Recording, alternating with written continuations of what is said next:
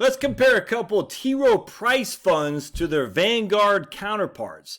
Both these funds have long lives, and it'll be interesting to see. I was actually surprised by both these T. Rowe Price funds, A, that they've been around for so long, and B, that they've done quite well. It was interesting. And then my man Daniel, he showed me how to actually cut and paste on Finance Yahoo, in which to put it into a spreadsheet without having me to just manually put it in.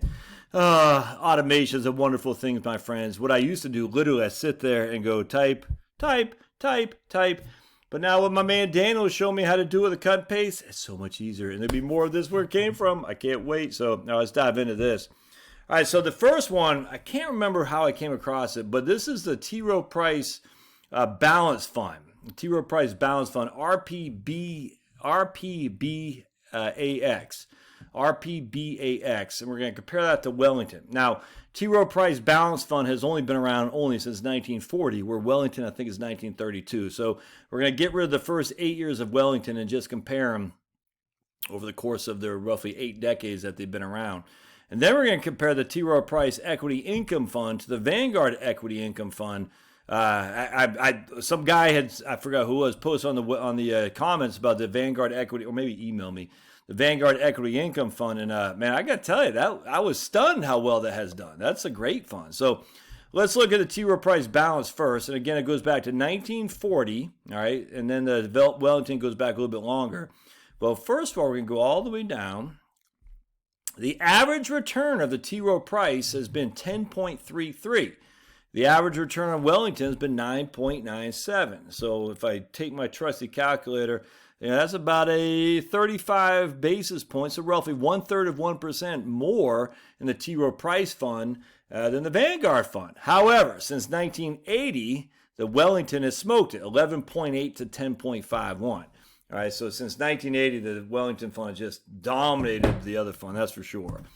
All right, so now if we go, hey, hold on a second. My boss is texting. All right, so the question is, was 1980 more of a, who knows? I mean, we got 1980, that's 40 years experience, and the Wellington smoked that. And then since the 40 years before that, the T. Rowe Price, I don't know if it smoked it, but since the inception, T. Rowe Price has done better. But over the last 40 years, Wellington has done significantly better. So presumably over the last 40 years, the previous 40 years, T. Rowe Price did better. What's the next 40 years? I have no idea. But then if we look at decade over decade, it's pretty interesting.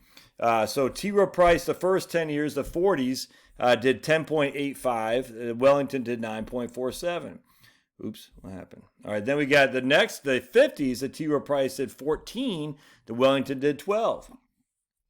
Over the next 10 years, in the 60s, T. Rowe Price did 7.9. Wellington did all 4.88. And then the horrifics of the 70s, T. Rowe Price did 7.6.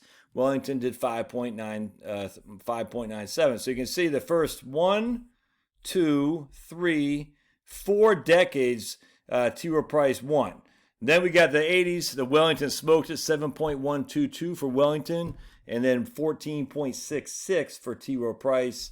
Then the 90s, Wellington did underperform, but not much. 13.287 to 13% for Wellington. But then the aughts, Wellington smoked at 6.964 versus T. Rowe Price 4.788. And then the last decade, Wellington did 10.172.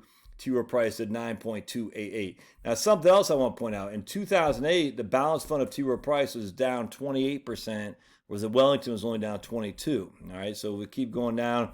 In 2018, the Wellington was down less. The T. Rowe Price is down almost 5. Wellington was down not even 3.5.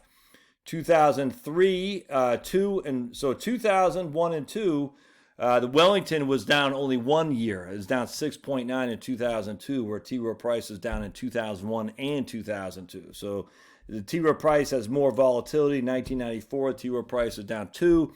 Wellington was down 0.5%. 87 is down 3.4, where Wellington is up. And then let's just go to the 70s, and then we'll stop there because they'll bore you. 73, T. Rowe Price was down 10, where Wellington was down 12. 74, T. Rowe Price was down 5, where Wellington was down 17. So something has happened, and I don't know what it is, or just, that's the thing. With long-term investments, you just don't know, man. You don't know what's going to happen, but I find that of interest. All right, so now let's look at the T. Rowe Price Equity Income Fund versus the Vanguard Equity Income Fund. If we go down here, Vanguard has beaten it 11.2% to 10.8%. So pretty close, man. I mean, neither of these funds are anything to be ashamed about. They're both good funds, without question. In the 90s, excuse me, Vanguard is up 16.5. T. Rowe Price was up 15.7. The fees are about twice that for T. Rowe Price and Vanguard, but only 40 basis points higher. So still, T. Rowe Price is still reasonable. In the aughts, T. Rowe Price was up 3.72, or Vanguard was up 3.3. And in the last 11 years, Vanguard was up a full 1 percentage point more, 13.7 versus 12.7 for T. Rowe Price. So at the end of the day, the Vanguard Equity Income Fund has beaten the T. Rowe Price, but given the Vanguard Equity Income Fund has done so well and T. Rowe Price is within spitting distance, this is a good fund, man. No other way around that. One of these things, wait, hold on a second. The issue that comes to mind here would be that the T. Rowe Price doesn't have as much in assets. And if you don't have as much in assets, you can be more nimble, if that makes sense. And the more nimble you are, the more ability you are to move back and forth to positions without affecting things. It means you have less money to invest in crappy stuff, if that makes sense. So that one of the drawbacks of big actively managed funds is they get so much money, they don't turn it away. Vanguard does, thankfully, but they don't turn it away, so they don't know they're stuck buying their second and third tier stocks because they have all this money they got to do something with, and that will always a negative effect on performance for sure. So if I had to choose between the T. Rowe Price and Vanguard Equity Income, I haven't looked at the asset base for each. My presumptions of Vanguard are probably significantly higher. That would be something to look at.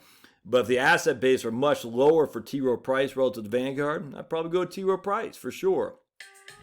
On Wellington versus a T. Rowe Price balanced fund, I'd still go to Wellington just because the last 40 years, less volatility and more performance. Just no other way around that. Will that continue for the next 40? I have no idea, but something to think about. All right, love to hear your comments. See ya.